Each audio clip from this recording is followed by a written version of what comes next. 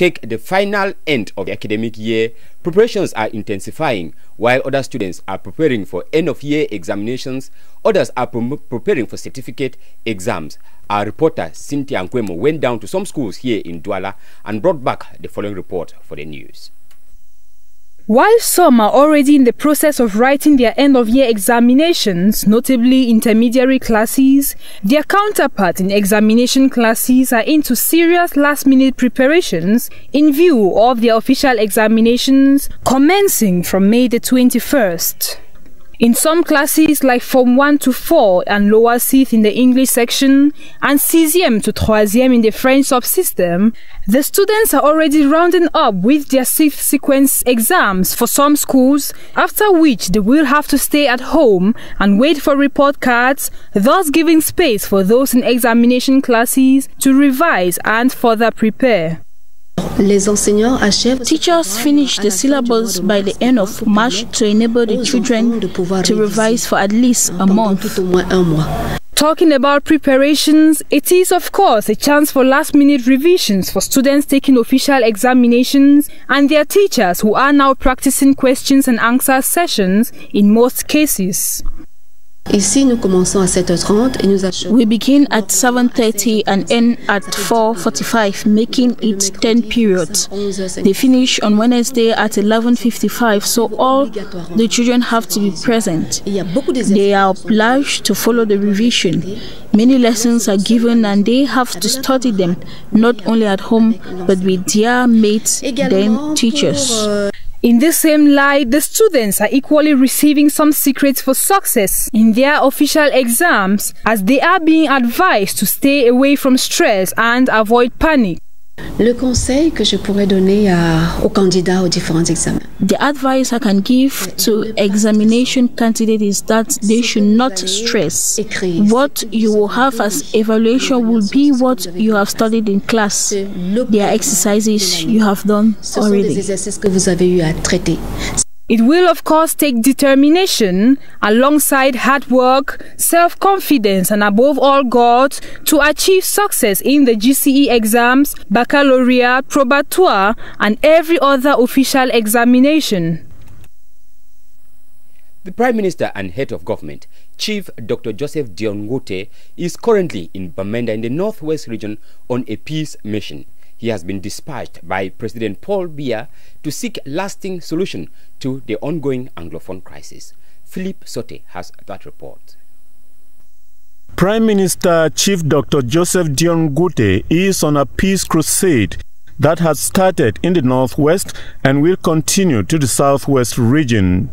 He is carrying a message of hope from President Paul Biya for a return to normal life in regions that for over 2 years have been restive. This region has suffered greatly from the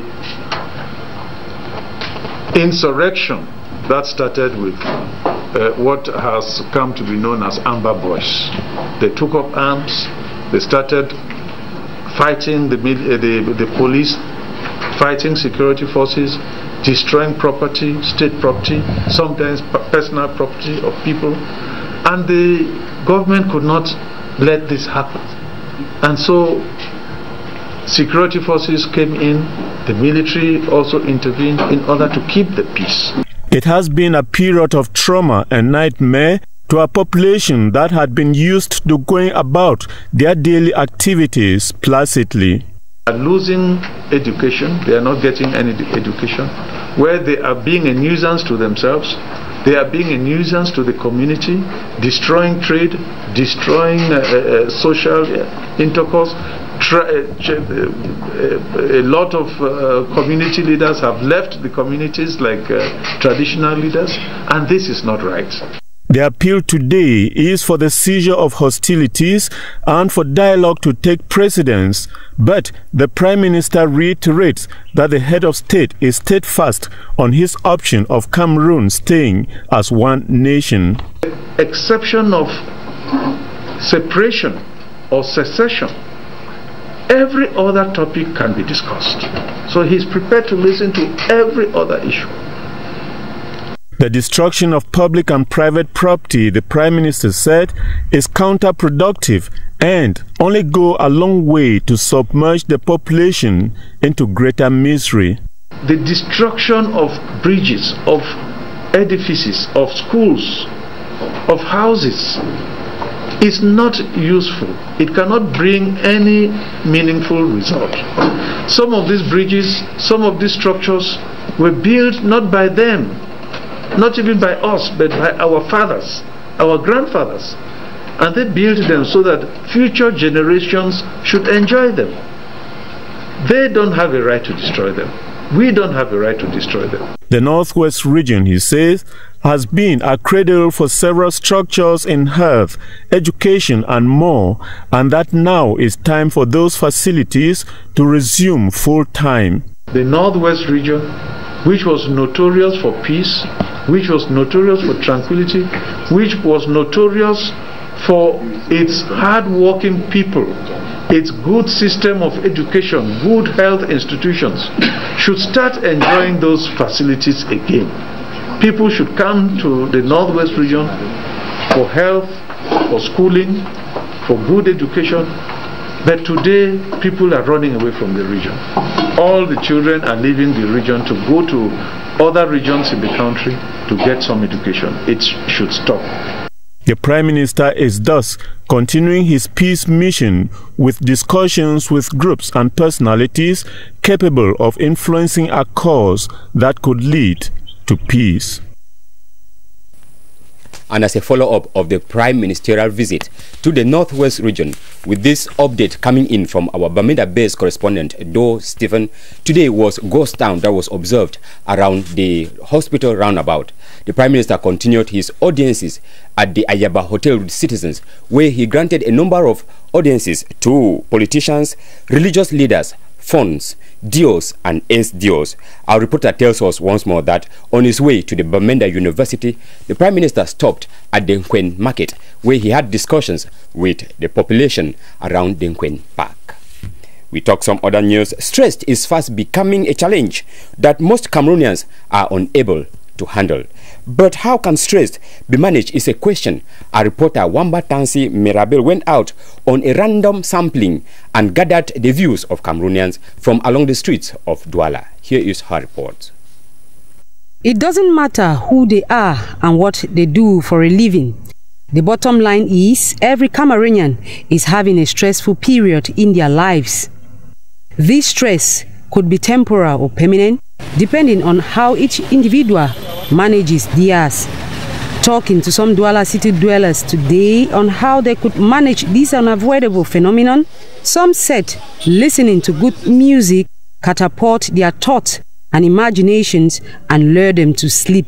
This alone gives them peace of mind. Concern the issue of stress, what I usually do is that I have a particular music that I put which consoles me happily, and I forgot all my stress. To this young man, spending quality time with a woman he loves most behind closed doors make him a happy man and evaporate his stress away. I only need my woman around me to have a quality time, just her and myself. Sex calms down the stress in me. Some businessmen at the Aqua neighborhood here in Douala explain that the frustration of the Anglophone crisis since its onset has slowed down their business. This alone gives them sleepless days and nights. To them, prayer is the only option.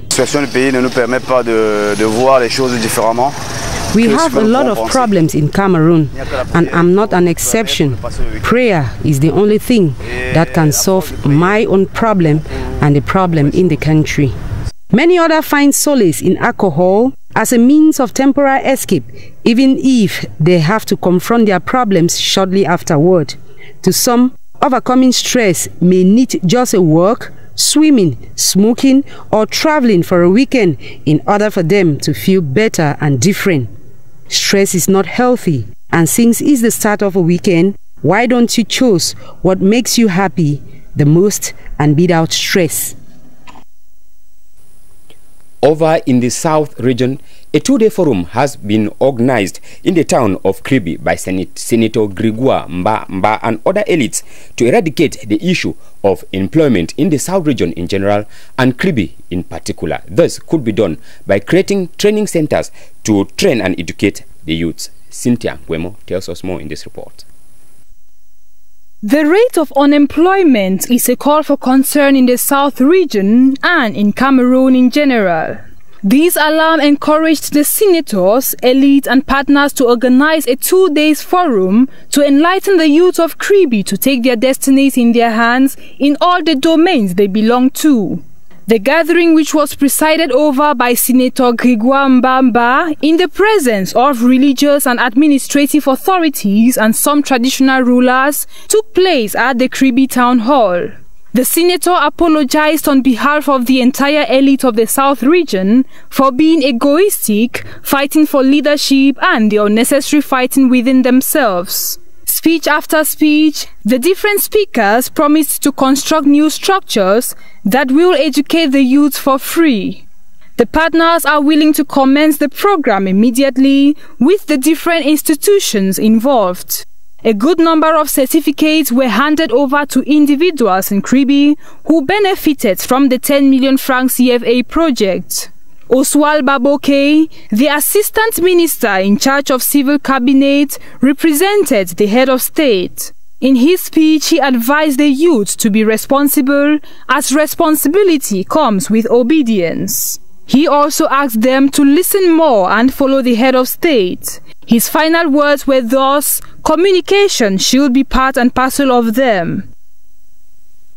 From the South region, we move over to the far North region, where councils in that part of the country have launched a process of afforestation in which a land surface of over 1,400 hectares will be covered with trees. The process is aimed at mitigating the effect of climate change, and they will be accompanied in the process by the European Union. We have details of this story with Jalo Buba.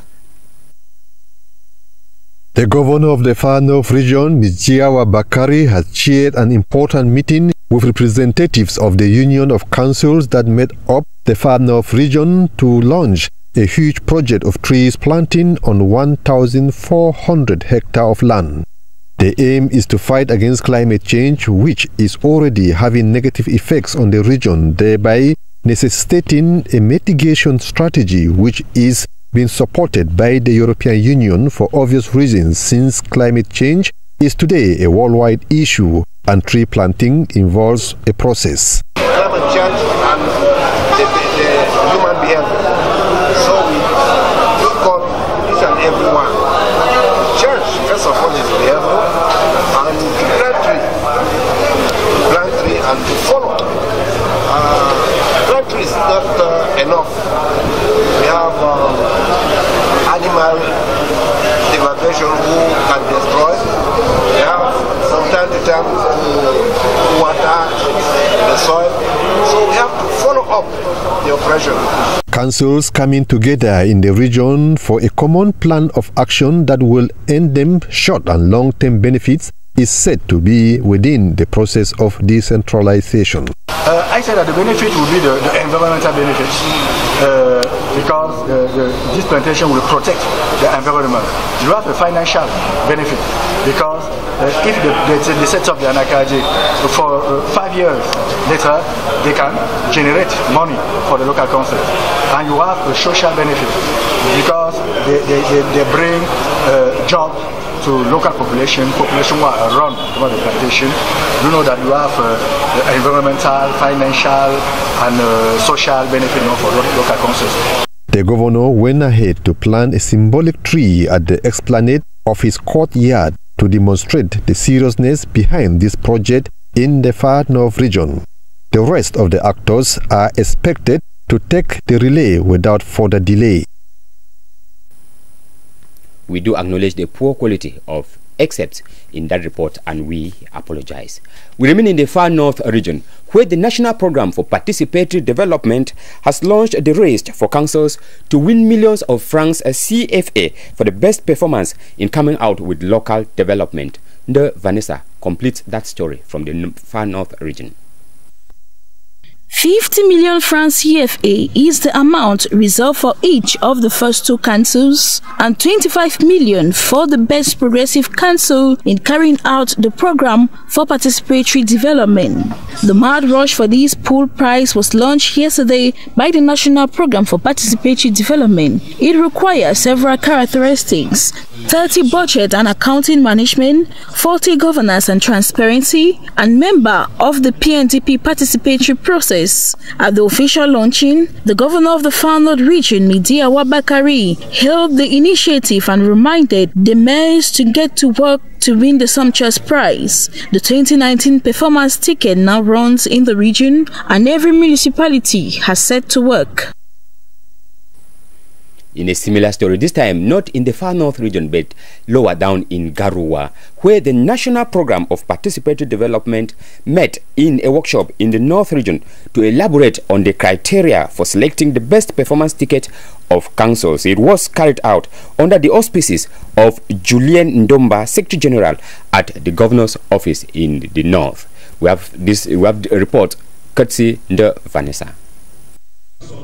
The National Program for Participatory Development is aimed to promote good management of public finance by local councils. As a result, the meeting at the Garoua Cultural Center was aimed at implementing activities to give a greater impetus to local development through community management, to assess the level of work done, and to establish a competition between councils based on the criteria discussed by technical and financial staffs of the PNDP. The workshop of restitution and evaluation of the councils of the North region boosted mayors to be more committed than ever before. They were handed over 10 generators as part of the implementation of the Simba software. This will allow northern communities to be more successful in improving the living conditions of the people. The chairman of the Regional Selection Committee of the Performance Desk elaborated on the main areas to which the selection criteria previously defined and shared with councils were based. The best councils will be awarded 50 million francs each and 25 million for the councils that have recorded the best progressive rate. The call for an ever more consistent commitment from the North Regional Councils came from the Secretary General of the Governor, Julien Ndomba. We now talk news out of our national territory. South Africa's ruling African National Congress, the ANC, is now poised for victory in the country's national election. But the party of Nelson Mandela is also looking forward to heading the parliament once coming to power 25 years ago. We have details of this story courtesy VOA correspondents in South Africa. Though it's on course for victory in South Africa's national election, the ruling ANC may not have much cause for celebration. That's because with more than 80% of voting districts counted, the former Liberation Party of Nelson Mandela is heading for its worst national election result ever. As of Friday morning, the ANC was seen to be leading with around 57%, while the main opposition Democratic Alliance was at 20%. And the leftist Economic Freedom Fighters on 10%. For the ANC, it's a bittersweet result. It has not won less than a 60% share of the vote since South Africa's first all-race poll in 1994. 25 years later, and the electorate has expressed its frustration at rampant corruption, high unemployment, and racial inequalities that persist 2.5 decades after the end of apartheid. Me casting my vote, I expect change. President Cyril Ramaphosa has been trying to reverse a slide in the ANC's support with promises to improve public services, create jobs, tackle corruption, and hasten land reforms. But his efforts have been constrained by divisions within his own party. He won an internal party leadership election in December 2017, narrowly defeating a faction ally to scandal-plagued former head of state Jacob Zuma. Analysts say a poor showing for the ANC in this election will embolden Ramaphosa's opponents and risk a potential challenge to his leadership. And in Sudan, protests are focused on political reforms and demand for civilian role. Shop owners are hoping in the capital that the collapse of Omar al-Bashir will also boost the nation's economy, which has labored for years. We have details of this story courtesy VOA. Life under Sudan's former president Omar al-Bashir was not easy for jeweler Hamid Ahmed, who struggled to put food on the table for his family's 7 children. But the cost of living under food and fuel shortages and 70% inflation sparked a revolution that removed Bashir from power and raised hopes for economic change. As Sudanese people say, the air came. I feel better now because we can work without anyone against us. Before Sudan's military ousted Bashir on April 11th, traders in Khartoum's central market, Souk Arabi, were stressed by economic problems, but also lived in fear of the secret police. Before the revolution, there was no cash money, no freedom of speech, and we didn't have rights. We were afraid to talk about politics. Bashir's removal and ongoing protests for civilian rule have inspired the people of Sudan and raised new hopes for traders like Ahmed. The prices have improved now. I hope this market will keep improving after the revolution. The fruits of Sudan's revolution include billions of dollars in aid from the Middle East and a chance that the United States could lift a state sponsor of terrorism label, freeing access to loans. Since Bashir's ouster, the Sudanese pound has nearly doubled in value in black market trading against the US dollar. But while Sudanese jeweler Ahmed looks forward to better sales, like the protesters, he also hopes for a civilian-led government and a better future for his children. Ruud Almendorp for VOA News, Khartoum. And we now talk sports. Talking about sports, and this time the Professional Football League delegates for the General Assembly of FECAFOOT are now known. This was the outcome of the General Assembly of the league that took place today in Yaoundé, chaired by the president of the league, Pierre Semengi. The delegates are made up of 6 from League 1, while 4 are from League 2. Among them is a woman, Pauline MAHNGEH, who represents Yaoundé's football club. That is all we had time for. We'll be bringing you updates about this professional league. The next newscast will be coming up at 9 p.m. in the French language with Luc Serge Didier Nang. We'll be back again on Monday for what the news would have been like. Until then, have a blessed time following programs here on DBS television and happy weekend ahead. Goodbye.